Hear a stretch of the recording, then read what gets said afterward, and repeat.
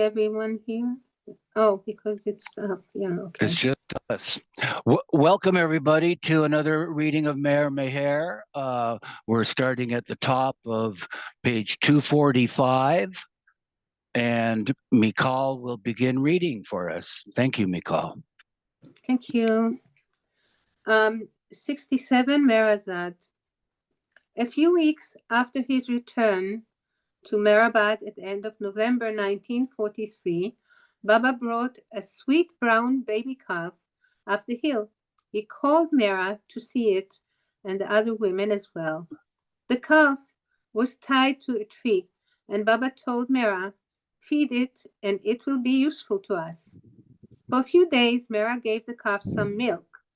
When it was freed, it followed her when she walked away. Once, for fun, Mera started running, and the calf ran after her like a pet dog. Baba was planning to take the women to Pune to celebrate Mera's birthday, and a darshan program also had been arranged. Before they left, he told Katie to look after the calf, but it would not follow her as it did Mera. Shortly thereafter, the calf was given away. While Mera and the other women were at Bindra House, Papa Jisawala and Eruch moved into the garage. Oh no, that's a different one. That's a different part. So only about the calf that it was given away. Baba, along with Mera, Mani, Meru, Margaret, and Valu, left for Pune on Thursday, 30th December, driven by Sarosh. They stayed with the Jesawalas at Bindra House for 3 days. The other women of the ashram were brought to Pune to celebrate Mera's birthday on the 31st, but they returned the same day. It's interesting because we're now in Mera's birthday. It's interesting that we're reading about her birthday. For Mera's birthday, Gaima's sister Banu Masi presented her with a luxurious Shanghai gorgeous no, Shanghai Gorget sari that had a shining embroidered border. In the traditional Parsi way, Mera was made to stand on a wooden platform as the sari was ceremonially wrapped around her and chalk designs were drawn on the platform. Mera was garlanded, embraced, and everyone sang happy birthday. Baba watched merrily nearby.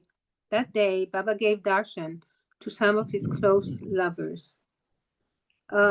Maybe we should read the side note because it was about something else.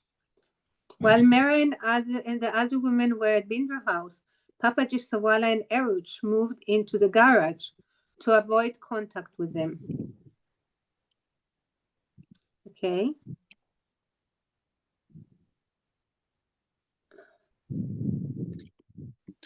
During their stay in Pune, Baba took the women for a drive to the confluence of the Mula and Musa River, accompanied by Gaimai and her daughters. They went down the steps to the river and then onto the bank. A Hindu temple was nearby, its bells ringing. The women stood with Baba for a little while, watching the river and listening to the bells, and then returned to Bindra House. They had another outing when Vishnu's relatives, who had moved into a new home, invited them for a warming luncheon. The men and women were served separately, and Mera enjoyed the Brahmin style food, only the third time she had eaten such a meal. Margaret, too, was fond of this type of cooking and quipped, "Next life, I want to be born as a Brahmin." Years before, when Mera had first come to Mehrabad, Baba had casually told her not to eat anything that had fallen on the ground. As Mera noted, of course, it's only common sense, but Baba did say it.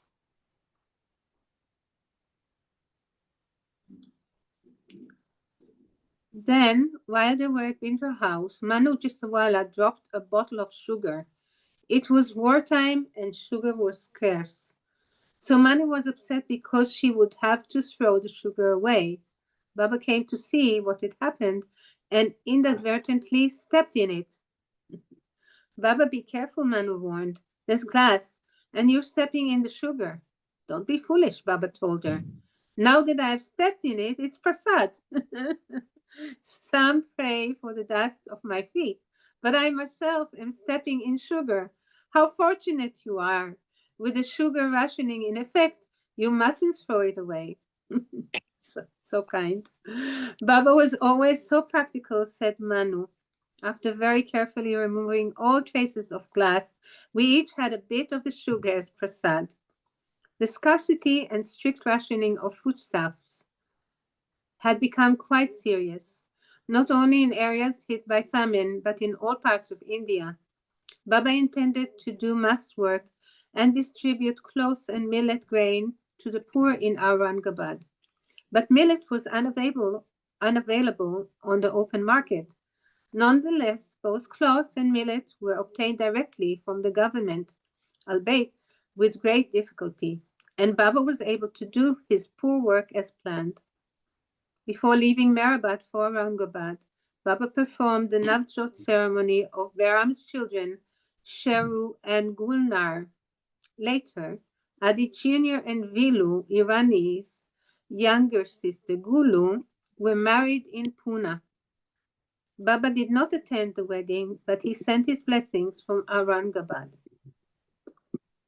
Also, before leaving, Baba announced that he intended to move soon to the Pimpagaon property that had been purchased 3 years before, which would come to be known as Meherazad. Mera remembered well the day that Baba turned to her in the east room and said, "You know, at Pimpelgaon, there's a big lake and a nice house. It's a lovely place outside Ahmednagar. I'll show it to you tomorrow. Wear saris, and I'll take you there in a car." They had been at Meherabad for almost a month, so they were happy to have an outing, but only Mera, Mani, and Meru went on this first visit. Adi Sr. drove with Baba seated in the front and the 3 women in the back. We looked forward to going with Baba in the car to a new place outside of Ahmednagar. Baba must have been so happy to show it to us. I feel that way. Mera had imagined that the house was on the bank of the lake, but when they came to the lake, she leaned out of the car and said, "I don't see the house anywhere." Baba said, "No, it's this way, inside." They drove in, and Mera remarked that everything was growing wild. There were a few shrubs, but no garden. Nothing had been taken care of. Many neem trees were growing, however, and Mera loved all these tall, shady trees. Baba himself was beautiful. So in those days, everything seemed beautiful, Mera noted. Mera commented that it was a nice spot, and Baba said, "I knew you would like it."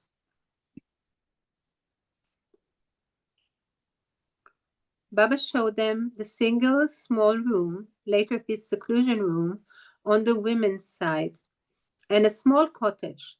The cottage had a few tiles on the roof that needed mending. Its foundation was intact. Baba said we would have a few rooms built onto it. The place would need a lot of work before they could move into it, though since you like it, we'll get the house repaired, Baba promised. The roof is not good and the rooms are crumbling, but we'll get them fixed. They then drove back to Meherabad. Baba and a few of the women shifted to Aurangabad on 5th February 1944 and stayed there for 2 months. At first, only Mera, Mani, Meru, Margaret, and Balu were taken, along with their servant Rahma. They stayed in a bungalow called Prem Basera, a small place with several shady mango trees and a dirt courtyard outside the kitchen. Masaji was the gatekeeper, while Margaret was ordered to keep watch on the front veranda and make sure that no one came inside the house. She could read or sew, but she had to remain on the veranda. Mera managed Baba's personal belongings and washed his clothes, with Meru assisting. She did not have to cook because, for the first time, Mani was to do the cooking. Although Mani had never been in charge of cooking before, Mera was amused when Mani came running into the bedroom to ask her advice. "How many garlics do you put in the spice dal?" Mani asked. "And how much ginger?" While they were there, a cat had kittens in their compound and wanted to bring the kittens into the house. "The kittens would run around our room and in the kitchen," Mera recalled. "To prevent this, we put the kittens out and shut the doors and windows." Their compound had an old swimming tank on the Mandalese side that had been there since the Mughal times and was full of dirt and dry leaves. Baba thought they might like to swim, so he said that he would have the tank cleaned and filled. The tank was repaired and made smaller in size. Workers were hired to carry water from a distant well in buffalo skins by bullock cart and in water tankers. So much money was spent for that, Adi Sr. grumbled, still irritated by the memory. It was one more headache for us. Moreover, at the end of March, Kaka was told to erect tata matting around the women's compound for additional privacy. Unbeknownst to the women, before they arrived anywhere, the Mandali were sent as an advance party to make sure that everything was cleaned and ready. For the men Mandali, the women were an additional burden and what seemed like an unnecessary expense. But of course, it was all Baba's work. And as Meru pointed out, to please Mera, Baba spared no expense. Baba and the men had been staying in rooms adjacent to Prem Basera. But as Baba intended to call the other women from Mehrabad, he and the Mandali moved into another bungalow, Prem Villa, owned by the same landlord. The Mehrabad ladies, including Pilamai's daughter Sila, arrived in the blue bus and stayed in the rooms next to Prem Basera. Although it was a short stay, it was a nice break for them, away from the summer heat of Mehrabad. Baba took the group to the Daulatbad fort and Ellora caves, and all swam in the refurbished Mogul pool. "Katie was crazy about learning how to swim," Mera said. "She got very excited when I told her about the pool. Baba let us swim for some time. Margaret showed us how to do the side stroke here." The Mehrabad group stayed in Aurangabad for a week. Shortly thereafter, on 10 April, Baba, along with Mera, Mani, Meru, Margaret, and Walu, moved to Pimpelgaon, as it was known then, where they lived for the next 3 months. It was their first day in Merazad. After a month, Najim was called, and Kitty and Ranu came for several weeks. 2 servants, Lakshmi and Rahma, did the cooking and household work. From the men Mandali, only Gustaji, Masaji, Slamson, Krishna, and Vedkoba Rao stayed at Merazad. At first, it was just one more place of residence for the Mandali. For how long, one never knew with Baba. As mentioned previously, the Merazad property of Slamson was Gustaji's brother. Venkoba Rao, like Krishna Nair, was a young man from South India who had been staying with Baba for a few years. So where are we? As mentioned previously, the Merazan property is near Pimpelgaon Lake, and at that time the area was quiet, peaceful, and secluded. The shrine of a very famous saint, Goraknath, can be seen in the distance along with 9 smaller hillocks. 2 small hills are located near the property.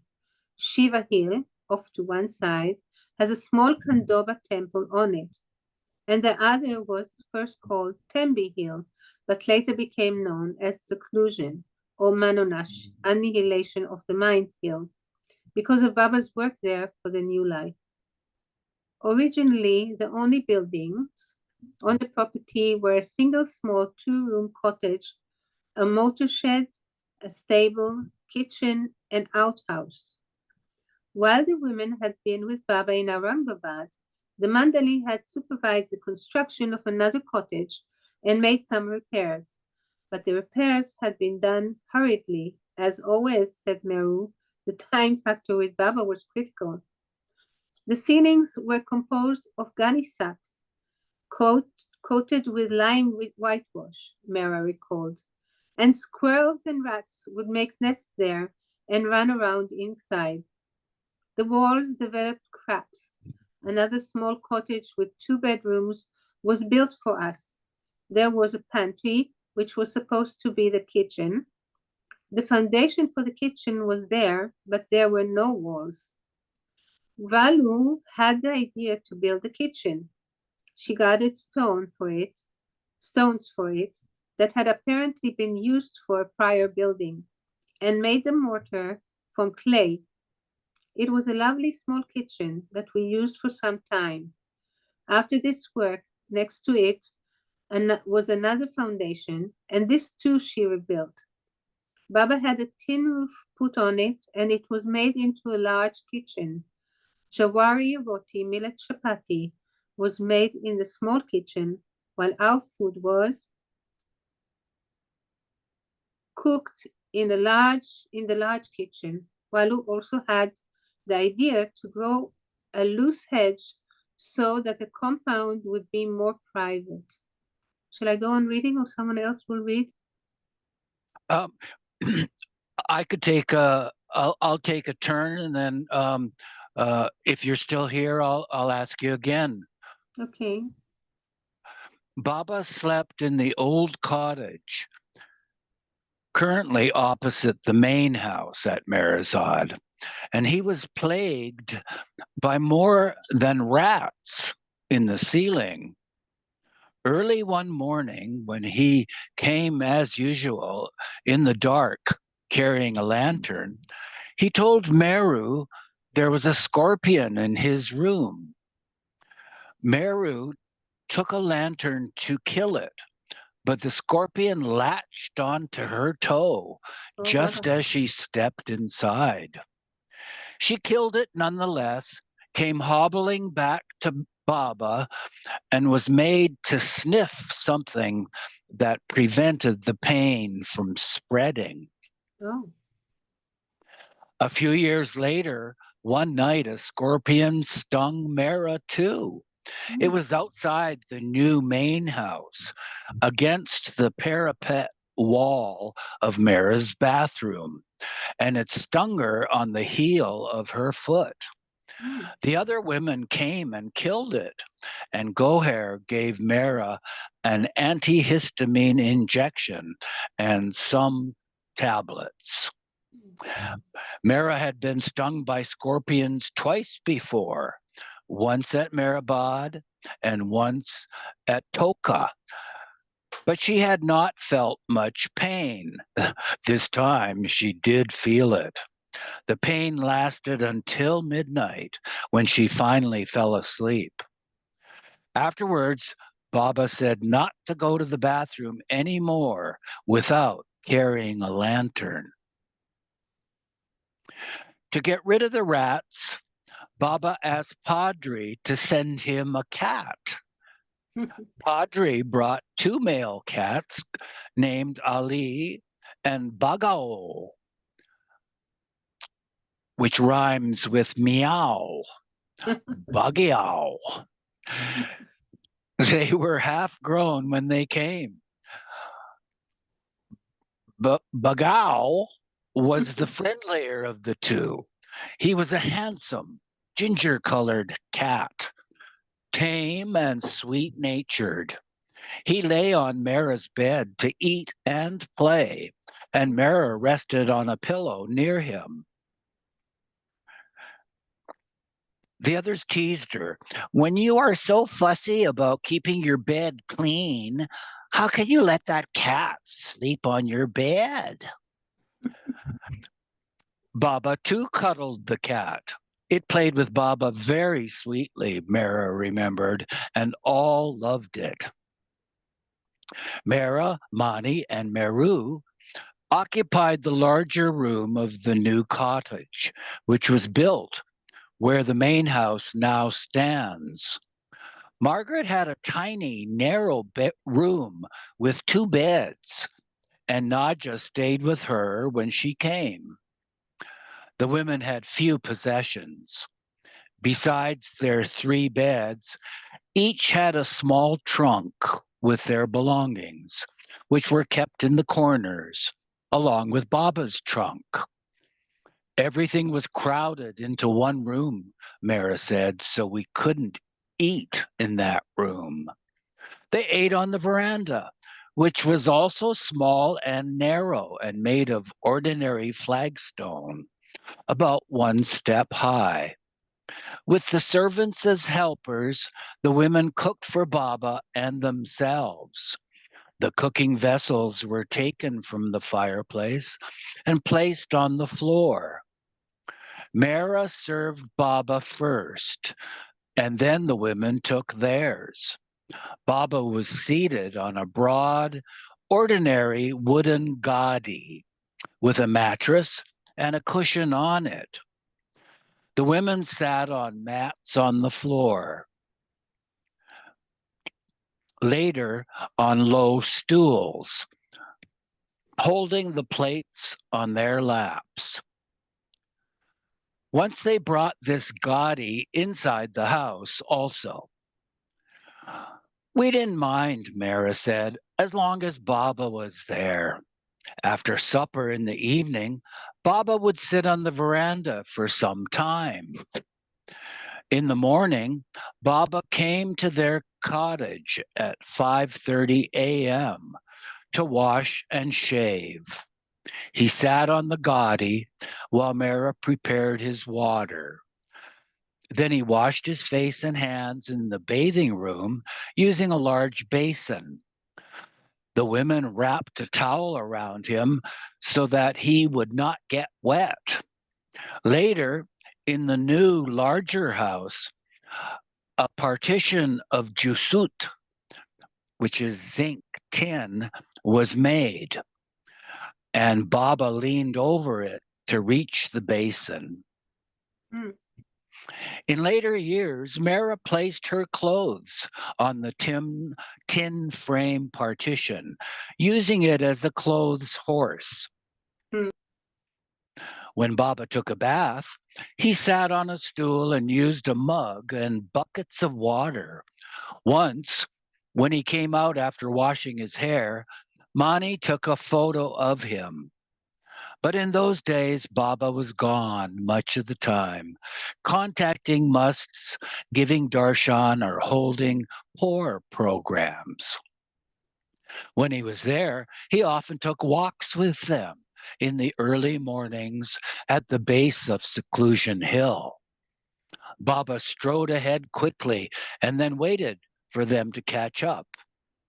Once he stopped by a deep ravine, and when they came alongside, he asked, "Would you like a swimming pool here?" Mm. Baba was seriously suggesting it.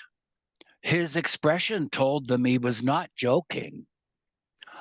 Mehera thought that perhaps at that time Baba had enough money to build a pool for them. They had enjoyed the Mogul pool at Aurangabad, but Mehera was astounded by the thought of having a pool here. She could not picture herself swimming at Meherazad, and so she replied, "No, Baba, there's not much water here, and with all these shepherd boys around, it would be a business to keep up." The idea was quickly forgotten. While they were walking, Baba sometimes picked up a rock and showed it to Mehera. The stones were grayish white mostly, with a few sparkling crystals, and they collected them from the fields to bring to Meherazad. We used to go walking with iron gamelas and sacks to bring back rocks to decorate the garden, Mara recalled. Margaret, too, remembered those walks. At Meherazad, there were not as many people there, so Baba had more time to be attentive to Mara. He was so busy training all the Westerners before, perhaps.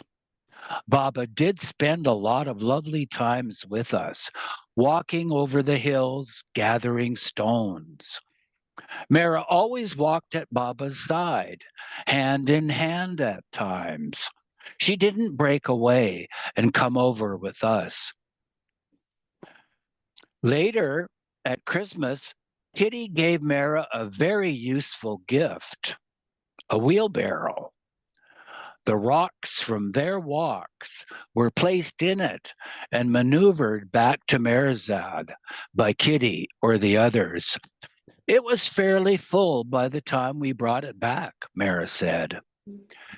Years later, when the new house was being built and the workman needed more rocks to fill the deep foundation, they used the stones from the garden that the women had gathered in the fields. All of these stones went into the foundation, even the ones that Baba had touched. When the women saw what had happened, at first they were upset, but eventually they took consolation in the fact that the stones Baba had touched were now permanently in the foundation of their house. Since it was April, it was hot at Pimplegown, despite the shade from the neem trees. Once at night, the women placed fresh milk on the roof where it was cool, and the next morning whipped it into foamed milk. Walu turned up her nose at it, saying, "My ancestors never ate this, and I'm not going to eat it either." Mani's standard comeback was, "Your ancestors didn't go to Khan and eat lettuce with a knife and fork either." Watermelons were in season, but since there was no electricity or refrigeration at Meherazad then, the watermelons were kept under the beds. "We spread a carpet on the floor," said Mara. "When Baba came from the Mandali feeling hot, he would wash his face and ask for watermelon, which we ate with him. He ate his with a spoon. In later years, he had to be careful not to eat too much of it, as it had too much of a cooling effect on him and upset his stomach. He stopped eating it altogether after the second accident. He would tell us to eat it and then turn to me very sweetly and say, 'When you eat it, it is just as if I have eaten it.'" Mara was more receptive to Baba, Margaret observed. She knew immediately what he wanted. Mara was selfless enough to sense Baba's mood and would adapt to it immediately. She was selfless with regard to Baba. I mean, the rest of us, as much as we loved Baba, had not reached that particular state of selflessness that she had. That's a long way to go. Mm. Mara would listen to what was going on. When all were with Baba, conversations became freer over the years.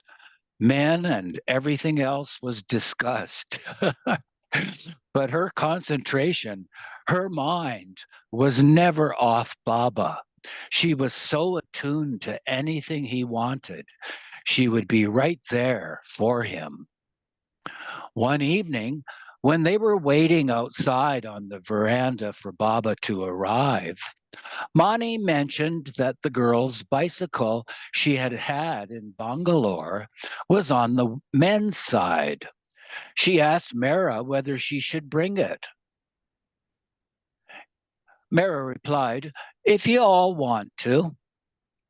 It was just around the corner. Quietly, Mani snuck over to the other side and brought it back. All except Mehera took turns riding it around the garden 2 or 3 times. "Now you try it, Mehera," Meru suggested.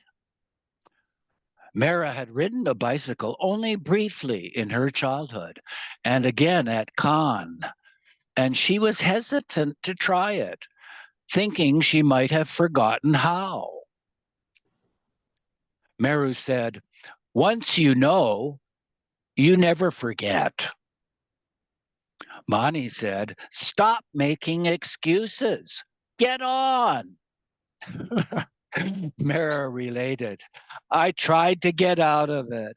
In the back of my mind was, what if I can't balance and I fall down? What if Baba comes and sees me on it?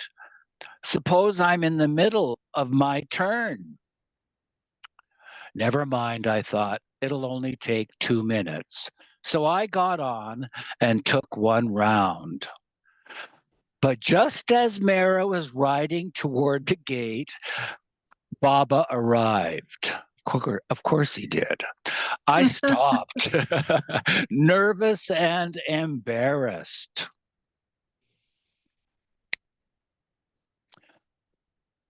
"Fine," Baba said, looking pleased. "You like to ride a bike?" "A little," Mehera said as she hopped off, but then added, "Baba, you used to ride a bicycle to college every day.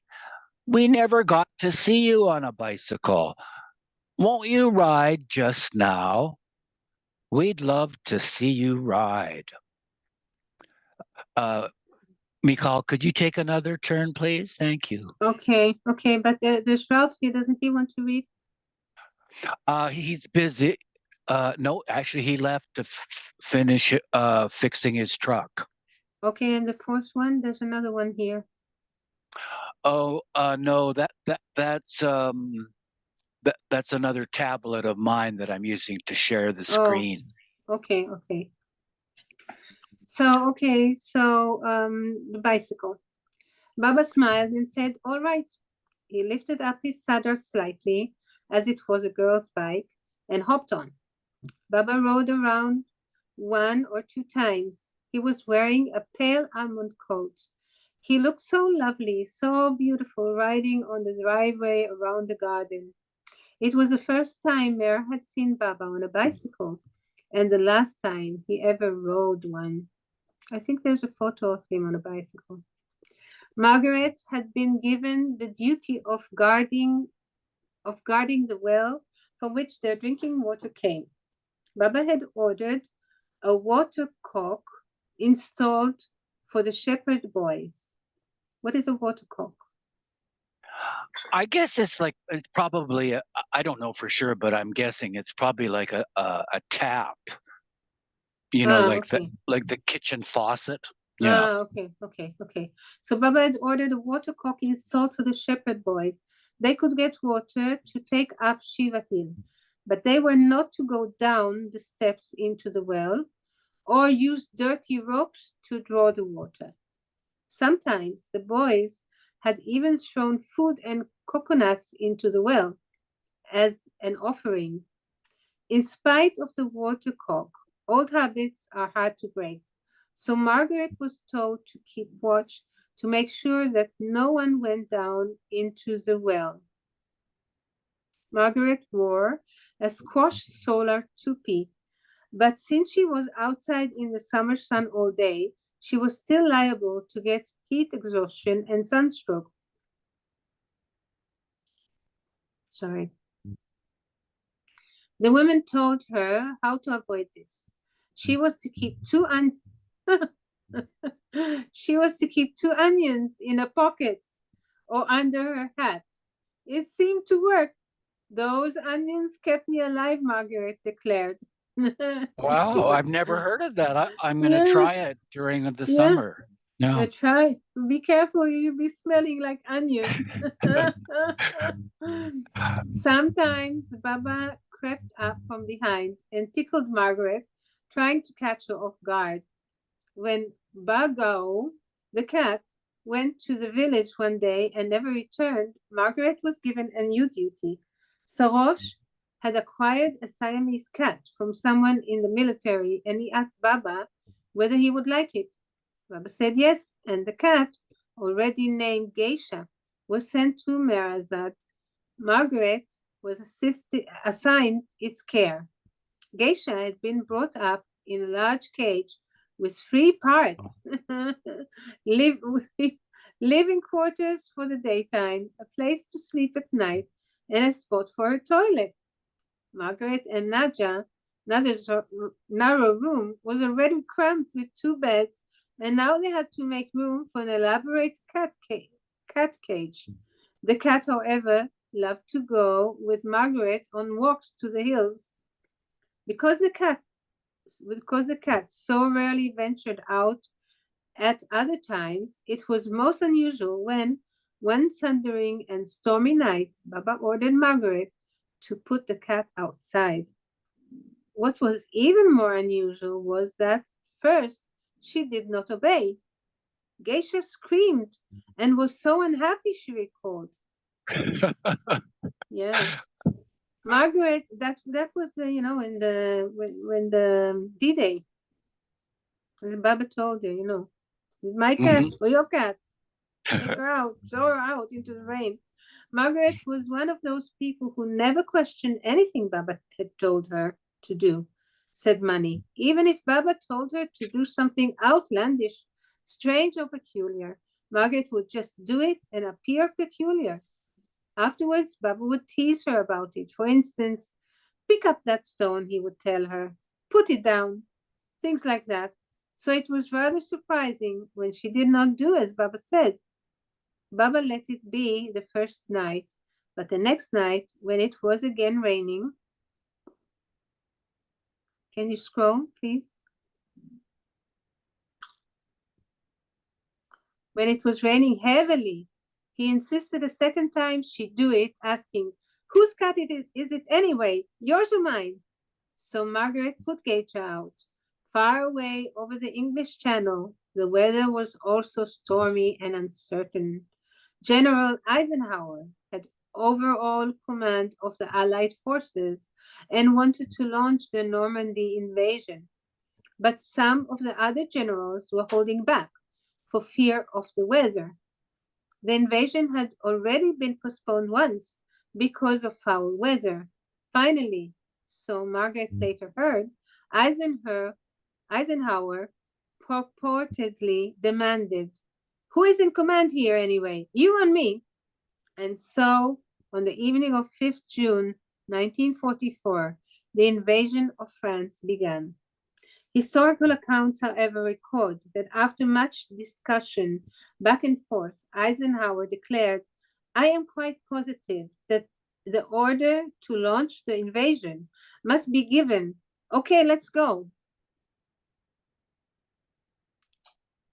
This is the barrel that they put all the stones in. We're seeing Mera being driven in a barrel with Money holding the handles. 1944. The barrel where they used to gather all the stones with Baba in the fields. Beautiful.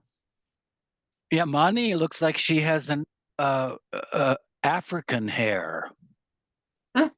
Yeah, but it's a A big little hat. bit. No, I think Oh, I think it's a hat with a shade. It's oh, shaded underneath. Yeah, oh. Mani?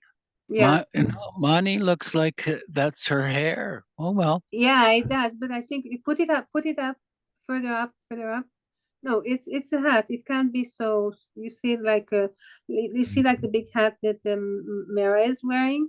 Only what we're seeing is we're seeing the shade of the hat. Okay. Hmm. That's what I think anyway. So I guess that's the end of that chapter. Oh, nice.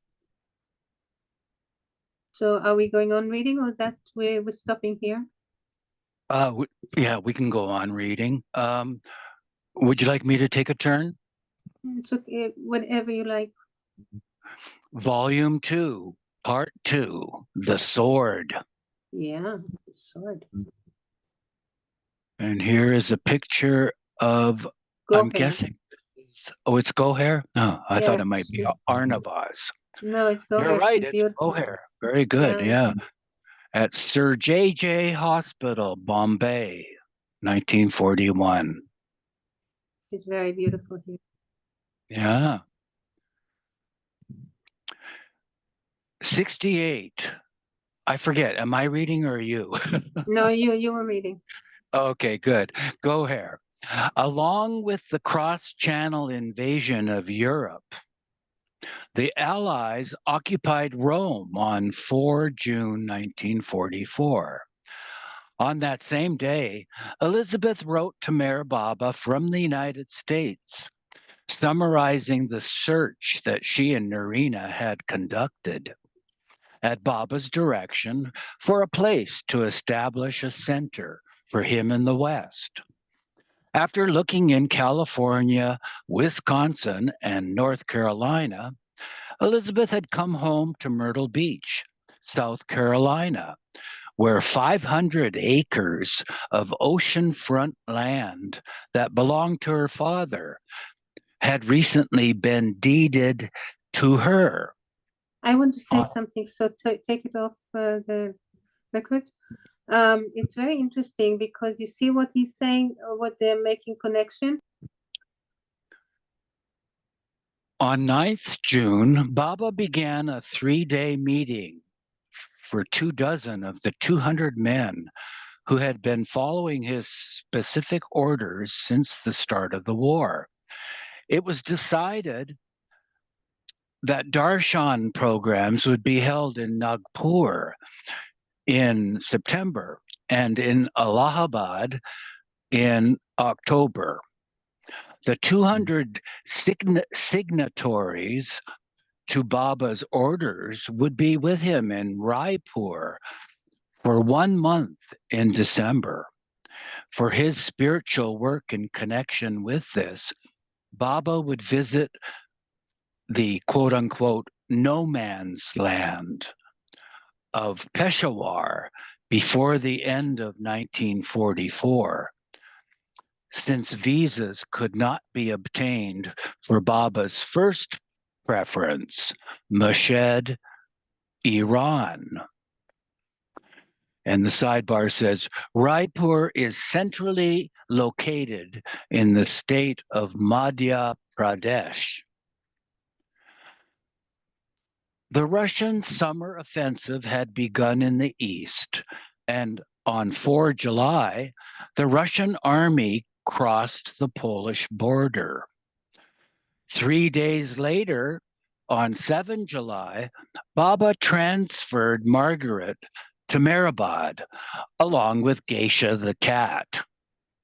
Mehera, who was 37 years old, Mani, 26, Meru, 16, and their servant, Rakma, were to accompany Baba to Raipur. They took with them another pet that Sarosh had given to Baba, a 3-month-old female wire-haired terrier named Typhoon. The pup was named Typhoon because the day she arrived at Meherabad, there was a terrific storm with heavy rains that night. After being driven to Bombay by Sarosh, Baba and the women refreshed themselves at the apartment of Kaka Baria's sister Banu.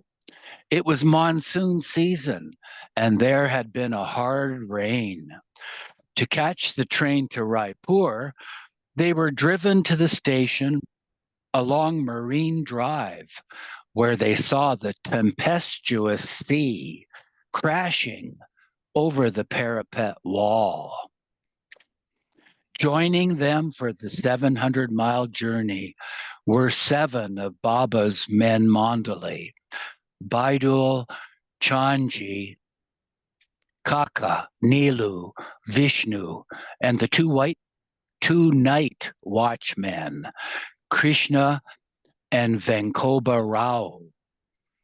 Also joining them was a new addition to the women Mandali, Dr. Goher Irani, 28, who almost had not come. Goher's sister Katie had joined Baba's ashram immediately after high school. She had traveled with the women during the Blue Bus tours and had been living with the women at Meherabad the past year, while Goher finished her final year of medical school in Bombay. Goher had stayed with the women whenever she had holidays, and Katie had written her frequently from the tours at Baba's instructions, keeping her informed of their travels. Want to take another turn, Mikal? Okay. Although Goher had never thought of staying with Baba permanently during her summer holidays in 1944, Adi Sr., her cousin, had driven her to Merazat to see Baba. During their meeting, which was on a Mandali side, in what later became Aluba's room, Baba told Goher that when she finished her studies, she should join him. Later, Goher discussed the matter with her parents and then told Baba that, although her father had no objection, her mother was very upset at the idea and had wept over it. Her mother, thus far, had only been able to see Katie on occasions, such as Mera's birthday when everyone was invited. She thought that if Goher too joined the ashram, she would never be able to see either of her daughters privately again. I felt so sad when my mother objected to my joining the ashram, Goher recalled. For advice and support, Goher turned to Adi Sr., who related. Goher had a thing with her mother. It was her mother on one side, Baba on the other, and me, her cousin, in the middle. Her mother would come and argue with me. Goher would weep and weep. I advised her to give up her attachment with her mother. What are parents in comparison to being so near to the body which housed God? But Goher wrote to Baba that she would come later, meaning after her mother died, or calmed down. Baba was extremely displeased and sent back a message that, in that case, I have to read that again. But Goher wrote to Baba that she would come later, meaning after her mother died or calmed down. And Baba was extremely displeased and sent back a message that, in that case, Goher should not come at all. Goher replied on 15 June 1944, Dear Baba, I do not feel prepared to come to you now. My promise to you remains, and I shall serve you, but I do not know when. It may be at any moment or after some months or years. I do not know what to do, and am raving like a mad woman. Call me what you may, a coward perhaps. Yes, I am rather weak-minded and cannot face the situation yet. All these years, you have guided me, and now you leave the decision to myself. Being engrossed in books all these years, I did not know my responsibilities, but now I do. You may break all connection with all concern with me, if you like, but I will not and shall stick to you. Now I am suffering and know that more is to come. If I have to give up my happiness for the sake of others, I do not mind. As long as I am away from you, life will be a torture to me. I was asking for peace of mind, but you do not desire to give it. I have failed, Baba. Forgive me. Yours humbly, Goher. Whoa, what a touching letter. Baba sent the following reply by telegram. Your life is meant to live with me and serve me. Wonderful. Goher then informed her parents that she decided to join Baba and wrote to him, I want to come to you. It doesn't matter now. I don't care about my parents' wishes. Oh, you have to scroll up. So Baba sent word that she should join them in Bombay on their way to Raipur. Goer met them and traveled in the women's compartment on the train, and Typhoon was also in their compartment. Baba was with the men. It was the first time that Goer had stayed with the women mandali as more than a casual visitor.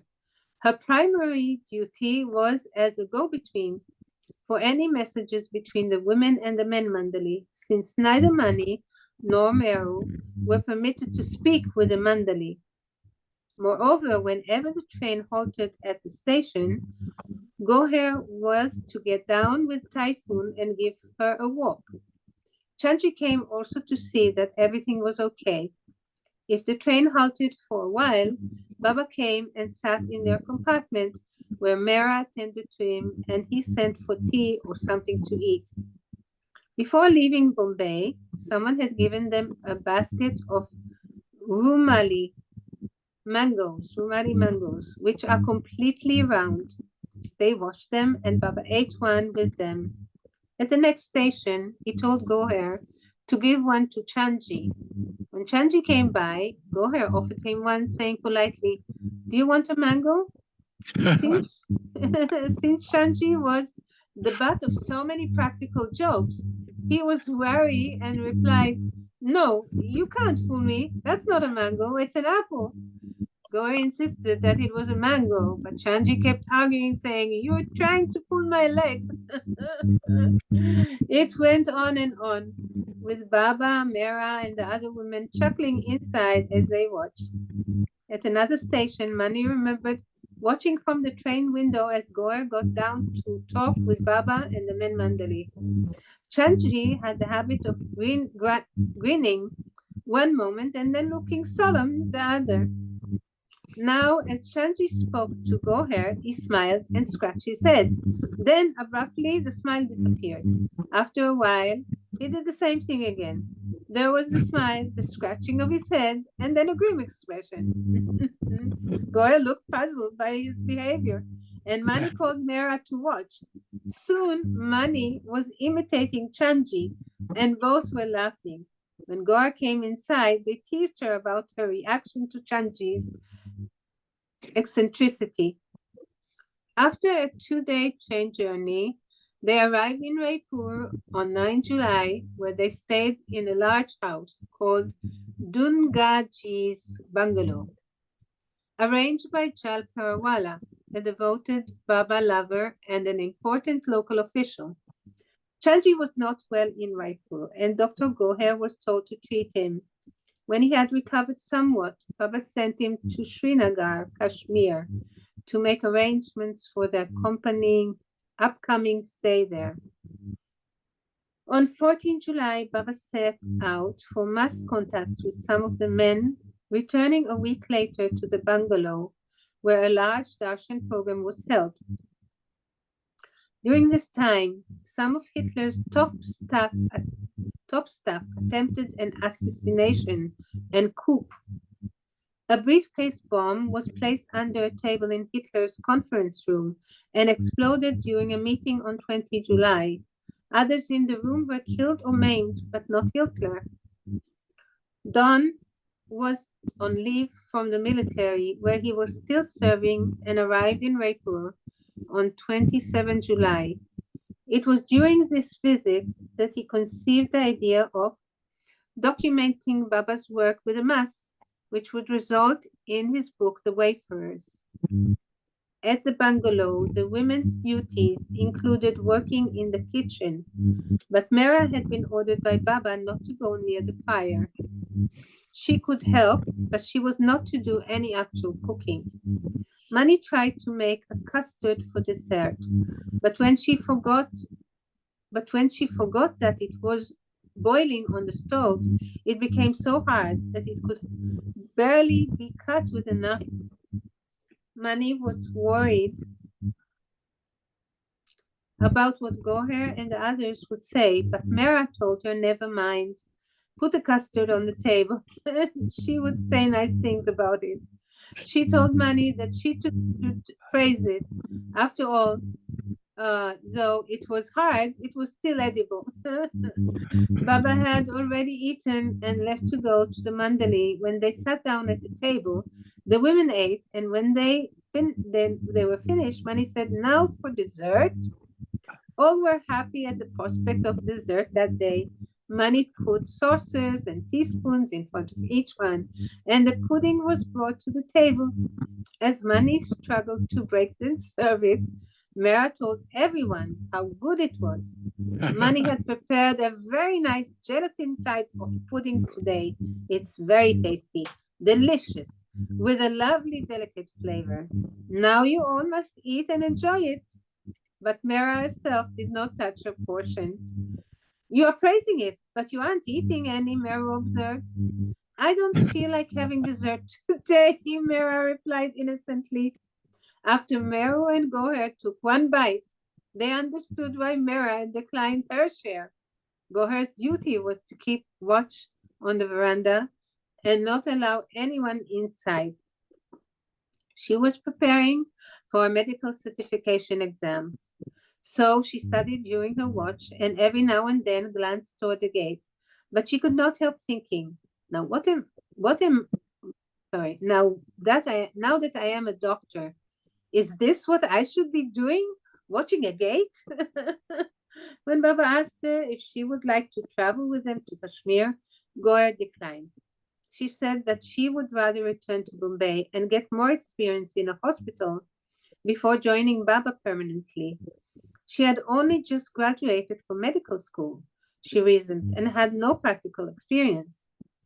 If I reply, if I really am to be a doctor, she told Baba, I should complete my internship. Later, Goa explained, I didn't have the confidence to practice medicine, which comes from working in a hospital. I had only book learning, the theory part of it. I later repented so much for missing the chance of being with Baba. Baba would never insist. He would let you choose, let you live out what you had in mind. I left and joined the hospital, did all that. Then I was waiting and writing to Baba to call me.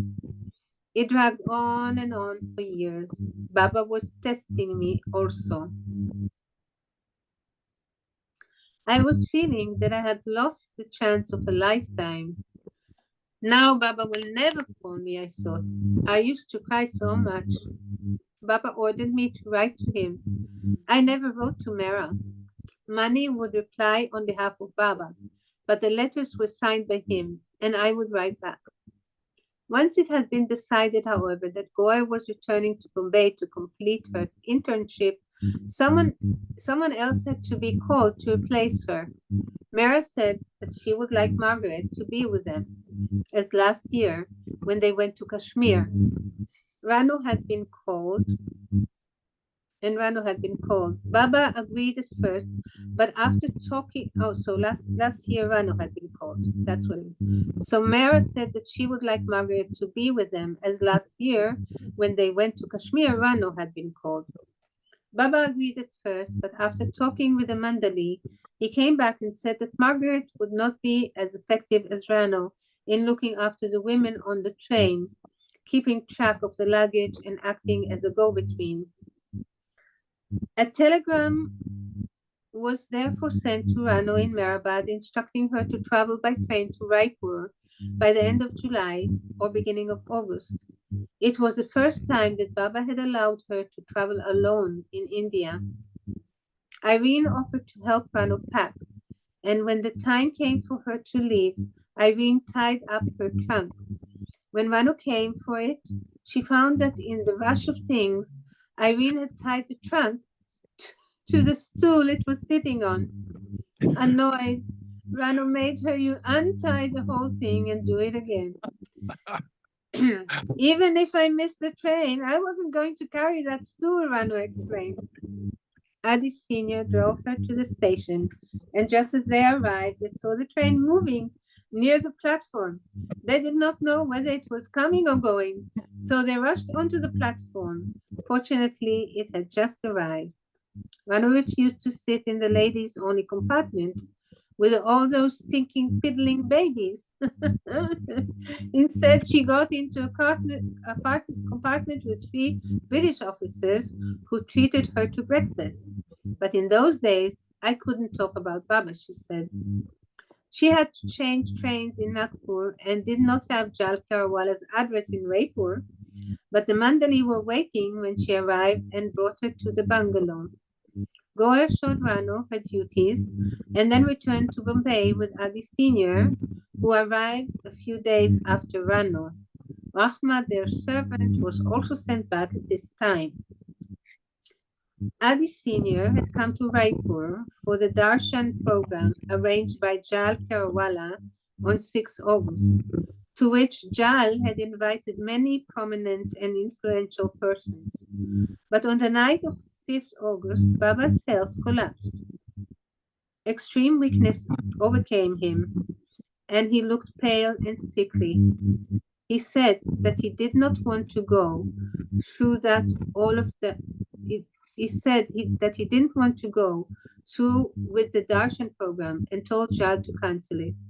Jal was in a panic that all of the important people would be disappointed in not seeing Baba and believe the negative propaganda that had been appearing in the Gujarati newspapers about him. Desperate, he brought several different medicines and stuck them on the table by Baba's bed. They had no effect, and Baba began vomiting. Thanks, you want to take over? Yeah. Thank you, Mikal. Yeah, Rolf, are you able to read now, or are you still busy? You have to unmute. I was just busy sleeping. Yeah, but read now. My eyes are open. Very nice. The following morning, Baba was still very weak and feeling giddy. Jal helped him to sit up in bed. Then Baba staggered to the door. Once he was outside the room, though, Baba's illness and fatigue miraculously vanished, and the darshan for 5,000 people was a success. The Mandali reported other similar occasions where Baba's health would suffer prior to a large darshan program. One additional reason for Baba's ill health at this time may have been because of the war. Warsaw was in flames, and by the time the Germans would completely crush the uprising by the Polish resistance movement, 200,000 to 300,000 Poles would be dead. My gosh.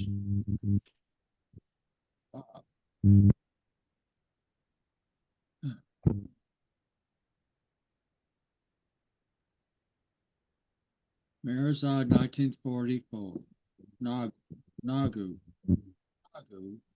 That's not Nagu, that's Mera. I think because it's in italics, Mikal, it might mean that Nagu took the photo. Ah, okay. Is that one of the cats, Nagu? No, Nagu is no. I was looking for a cat in the picture.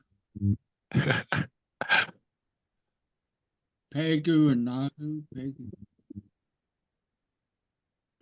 I think they made the Nagu. Maybe it's Naja. Well, who's Nagu? Pegu was Much later, Guru Prasad. How beautiful.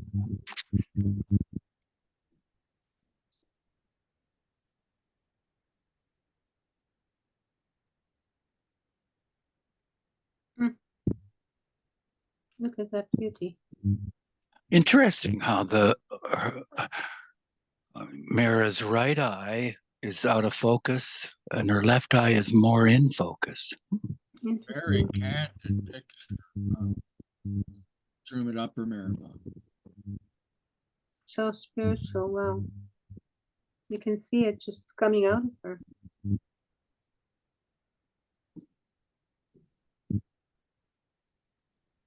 So this picture is before the war, right? Did the war start in 39? No, they're talking about. Can you put it up to see the year 37? Yeah. Okay.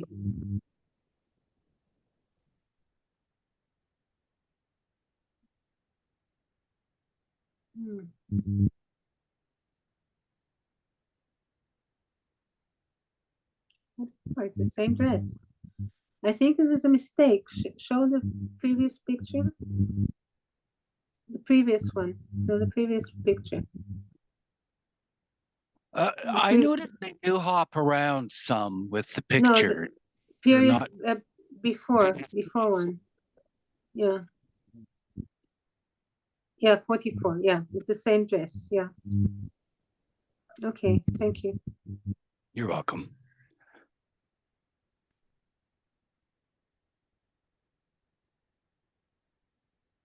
Who's this gentleman? I think it's Shal, no? Can you go down? Oh, Carawala. Yeah. Oh, And he died young. wow. I'm impressed with your facial recognition.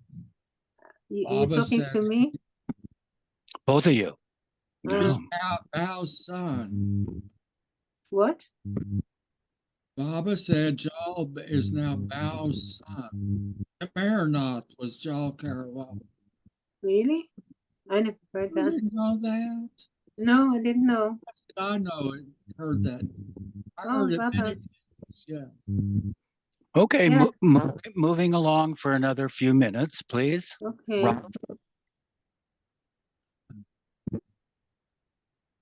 Ralph, do you want to continue reading, or are you tired? Yeah, Misadventure. Sorry, got to daydream. I was looking at my peanut butter and said, "Where's my crackers?" Okay. On 9th August 1944, Baba left Raipur for Kashmir in Jal Carawala's car with Mehera, Mani, Meru, Typhoon, and a Muslim driver. Jal himself drove Rano, Kakaberi, and Baidu in a station wagon with the luggage, while the rest of the Mandali went ahead by train. On the journey to Kashmir, Baba sat in the front seat. Is that my speaker? Can you put that off the record? Y'all hear yeah. above? Oh, I'm sorry, Yeah. we're recording. Can I don't know if that's just. Yeah, there's a background noise from your yeah, mic, not yours, from Eugene's. Eugene, there's a hum. Oh. Yeah. Well, perhaps we could just stop here then, and okay, because it's almost 4 o'clock actually. Yeah. Here in the east. You know, I was feeling this hum throughout my reading too, and also last time. There's some kind of a hum that comes from your mic. Oh. Maybe try to listen to the previous